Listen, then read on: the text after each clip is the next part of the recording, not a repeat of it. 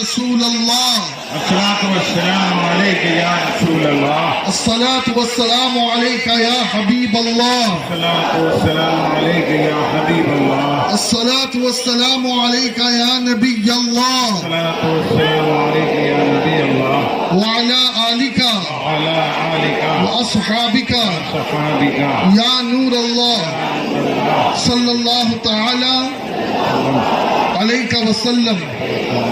اس وقت ہم ایک اللہ کے ولی کی چوکھٹ پر ہیں، سبحان اللہ، سبحان اللہ، ان کے دربار میں ہیں۔ آئے اپنے اس ولی کی بارگاہ میں بھی سلام پیش کرے۔ السلام السلام علیکہ یا ولی اللہ، یا مولانا ضیاء الدین، یا قطب جے پور۔ الحمدللہ ہمارا تو یہ ماننا ہے، ہمارا تو یہ عقیدہ ہے کہ ہم تو صرف اس جلوس کے باراتی ہیں، اس جلوس کے اصل دولہا تو مدینے والے آقا ہیں، اس جلوس کے دولہا مولا علی ہے، اس جلوس کے دولہا ابو بکر و عمر و عثمان ہیں، اس جلوس کے دولہا غوث العظم دستگیر ہیں، اس جلوس کے دولہا حضرت خواجہ غریب نواز معین الدین اجمیری ہیں، اس جلوس کے دولہا شاہ بدیع الدین زندہ مدار پاک ہے، اس جلوس کے دولہا سیدی وارث پاک ہے، اس جلوس کے دولہا حضرت شاہ نیاز بیگ نیاز رحمت اللہ علیہ ہیں، اس جلوس کے دولہا حضرت مخدوم اشرف جہانگیر سمنانی ہے، اور اس جلوس کے اصل دولہا حضرت مولانا ضیاء الدین چشتی ہے۔ ہم تو صرف اس جلوس میں شامل ہونے آئے ہیں، اصل خصوصی مہمان یہی لوگ ہیں، اور میں آپ کو دو تین باتیں صرف یہاں پر عرض کروں گا جسے بہت توجہ سے سنیں۔ اس جلوس میں آنے کا مقصد کیا؟ پہلی چیز تو یہ کہ جلوس محمدی کوئی نہ کہے، جلوس محمدی کوئی نہ کہے، کیا کہے؟ جلوس عید میلاد النبی۔ کیا کہیں گے؟ جلوس، زور سے بولیں، جلوس، اور زور سے، ہاں، عید میلاد النبی، اس لیے کہ ہم عید منانے آئے ہیں۔ نمبر دو، جو 12 وفات لوگ کہتے ہیں، ہمارے بہت سارے یہاں پر پرشاسن کے لوگ بھی ہیں، کچھ پارشد بھی ہیں، ایم ایل اے بھی ہیں، ان سے میری گزارش ہے یاد رکھیں، یہ جو شبد ہے وفات کا، یہ وفات کا شبد ہمیں اچھا نہیں لگتا۔ کیوں؟ کیونکہ ہمارا عقیدہ حیات النبی کا ہے۔ ہمارے امام بریلی کے تاجدار اعلیٰ حضرت مولانا احمد رضا خان بریلوی نے کہا، تو زندہ ہے واللہ، تو زندہ ہے واللہ، تو زندہ ہے واللہ۔ دونوں ہاتھوں کو اٹھا کر اپنے عقیدے کا اظہار کرے، تو زندہ ہے واللہ، تو زندہ ہے واللہ، تو زندہ ہے واللہ، تو زندہ ہے واللہ، تو زندہ ہے واللہ، تو زندہ ہے واللہ، تو زندہ ہے واللہ، میری چشم عالم سے چھپ جانے والے۔ تو ہم حضور کی وفات نہیں مناتے، ہم حضور کی عید میلاد مناتے ہیں۔ یہ یاد رکھیں گے نا انشاءاللہ۔ یہ دو باتیں میں نے کریکشن کی ہے، میڈیا والے بھی اسے سن لیں۔ ہمارا یہ جلوس عید میلاد النبی ہے، جلوس محمدی یا جلوس 12 وفات نہیں ہے، اور ہم نبی کی میلاد منانے آئے ہیں۔ نمبر دو، جلوس عید میلاد النبی کا مقصد، یہ اتنے سر نظر آ رہے ہیں نا، یہ اس بات کا ثبوت ہے کہ ہم اپنے نبی سے اتنی محبت کرتے ہیں، اتنی محبت کرتے ہیں کہ آج 12 ربیع الاول شریف کو ان کی محبت میں ہم اپنے گھر سے نکل کر پیدل چل کر یہ ثبوت دے رہے ہیں کہ آج کربلا کے میدان میں جا رہے ہیں، کل انشاءاللہ وقت ہوا تو مدینے بھی پیدل جائیں گے اپنے آقا کی محبت میں۔ اور سنیں دوستو، یہ میرے نبی کا میلاد ہے، کسی ایسی ویسی شخصیت کا نہیں، اور میرے نبی پوتر ہے، میرے نبی پاک ہے، میرے نبی اعلیٰ ہے۔ اور یاد رکھیں، میرے نبی کی بارگاہ میں اگر کوئی جملے کہتا ہے کسی بھی قسم کے، تو میرے نبی کی ذات پر کوئی فرق نہیں پڑتا۔ بھئی جیسے آسمان پر اگر کوئی تھوکے، آسمان پر کوئی اسپیٹ کرے تو آسمان کا کیا بگڑے گا؟ تو اگر کوئی میرے نبی کے بارے میں کوئی جملہ کہے تو میرے نبی کی ذات پہ کوئی فرق نہیں پڑتا، لیکن ہاں وہ تھوک اس کے منہ پر واپس آ کر ضرور گرے گا۔ اب آپ دیکھیں نا، میرے نبی کی بارگاہ میں آیا ابو جہل، اور آ کر کہا کہ حضور انہیں محمد کہا، معاذ اللہ۔ دیکھیے ہم تو جلدی نام بھی نہیں لیتے، اس لیے کہ ہماری زبانیں اس قابل نہیں، ہم تو یا رسول اللہ کہتے ہیں، یا حبیب اللہ کہتے ہیں، ہم تو آقا و مولا کہتے ہیں، لیکن اس نے بے ادب نے کیا کہا؟ محمد۔ آپ سے زیادہ بدصورت میں نے کسی کو نہیں دیکھا پوری دنیا میں۔ استغفر اللہ، بولیے نا استغفر اللہ۔ یہ کوئی نئی بات نہیں ہے، یہ پہلے سے چلتا آ رہا ہے۔ لوگ اپنا آئیڈینٹی پیش کرتے ہیں۔ میرے نبی نے فرمایا ابو جہل نے سچ کہا۔ کیا کہا؟ ابو جہل نے۔ تھوڑی دیر گزری، سیدنا ابو بکر صدیق خلیفہ اول، یار غار مصطفیٰ، یار مزار مصطفیٰ، امیر المومنین آئے، خلیفۃ المسلمین۔ حضرت ابو بکر صدیق نے آ کر کہا یا رسول اللہ، آپ جیسا حسین میں نے دیکھا ہی نہیں۔ میرے آقا نے فرمایا ابو بکر تو نے بھی سچ کہا۔ اب جو صحابہ بیٹھے تھے وہ عرض کرنے لگے آقا یہ کیسے صحیح ہے کہ ابو بکر کی بات بھی صحیح، ابو جہل کی بات بھی صحیح، یا تو ابو بکر کی بات صحیح ہوگی یا ابو جہل کی بات، دونوں کی بات صحیح کیسے ہو سکتی ہے؟ تو میرے نبی نے فرمایا کہ اللہ نے مجھے آئینہ بنایا ہے، جو میرے سامنے آتا ہے اسے اپنی شکل نظر آتی ہے۔ چونکہ پوری دنیا میں سب سے زیادہ بدصورت، گندا ابو جہل تھا، اس لیے اس نے کہا کہ آپ بدصورت ہیں، اور سب سے خوبصورت ابو بکر تھے، اس لیے ابو بکر کو میں خوبصورت نظر آیا۔ بات سمجھ میں آئی نا؟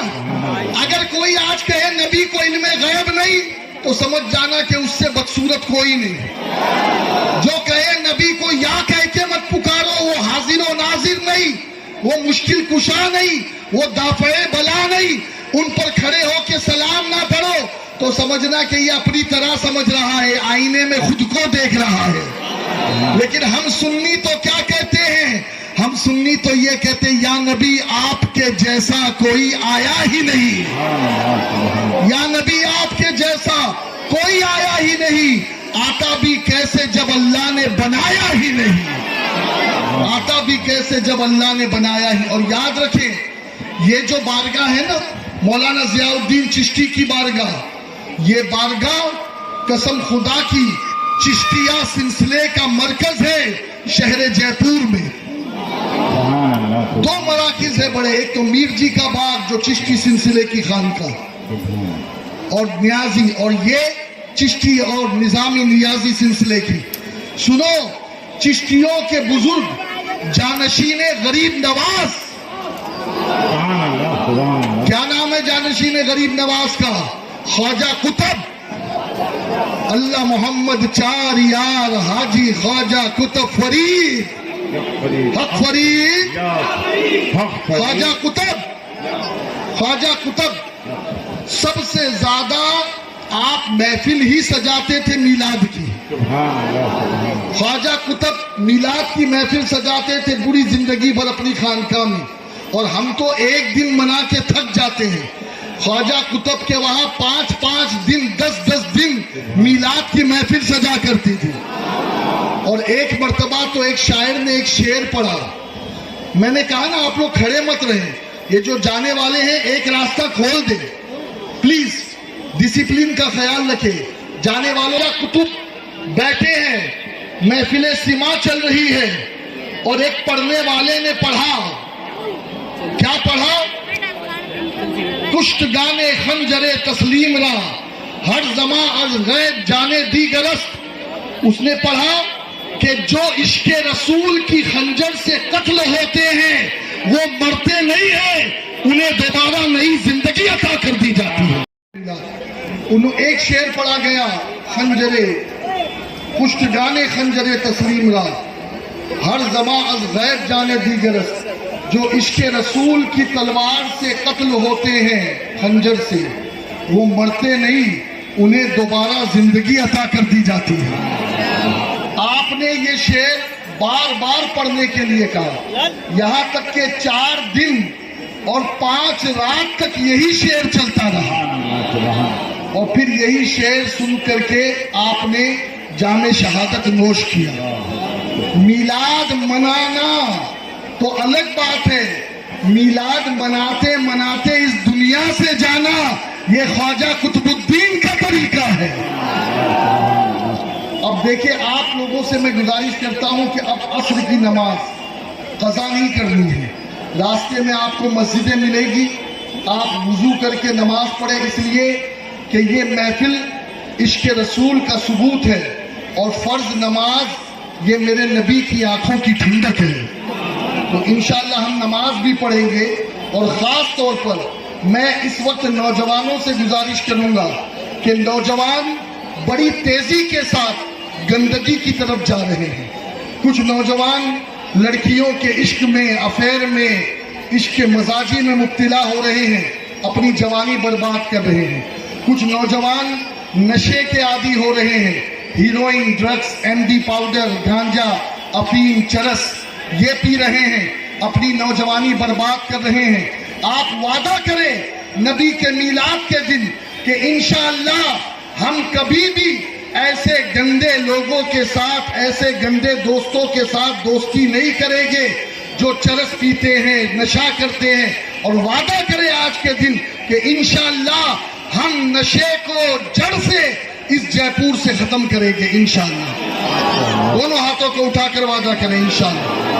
اور دوسری چیز یہ کہ سارے نوجوانوں سے میری گزارش ہے, یاد رکھیں دوستی اسی سے کرے جو میرے نبی کا ادب کرنے والا ہے, جو غریب نواز کا گستاخ ہے, جو مولانا ضیاء الدین چشتی کا گستاخ ہے. ایسے بزرگوں کے گستاخوں کو کبھی اپنا دوست کبھی نہیں بنانا, ایسے لوگوں کو دوست. اور یاد رکھیں ہمیشہ میں تمام اہل سنت کے جوانوں سے کہتا ہوں, اس وقت بہت ساری تنظیمیں مارکیٹ میں گھوم رہی ہے, کام کر رہی ہے, دعویٰ کر رہی ہے عشق رسول کا, لیکن وہ میلاد منانے کو منع کرتے ہیں. دعویٰ عشق رسول کا, انہیں کہا جائے کھڑے ہو کر سلام پڑھو تو اس سے منع کرتے ہیں, نبی کے نام پہ انگوٹھا چومو اس سے منع کرتے ہیں. تو سمجھ جاؤ کہ یہ لوگ دو رنگی ہیں, اور ہم دو رنگی نہیں, ہم تو ایسے رنگ والے ہیں کہ ہمارا چشتی رنگ چوکھا ہے, یہ رنگ کوئی اتار ہی نہیں سکتا. تو ہمارا دوست وہی ہے جو یا رسول اللہ کہنے والا ہے. ہاتھ اٹھا کر کون ہے؟ جو نبی کی میلاد منانے والا ہے, جو یا غوث کہنے والا ہے, جو حسینی ہے, جو اللہ کے ولیوں کا ماننے والا ہے.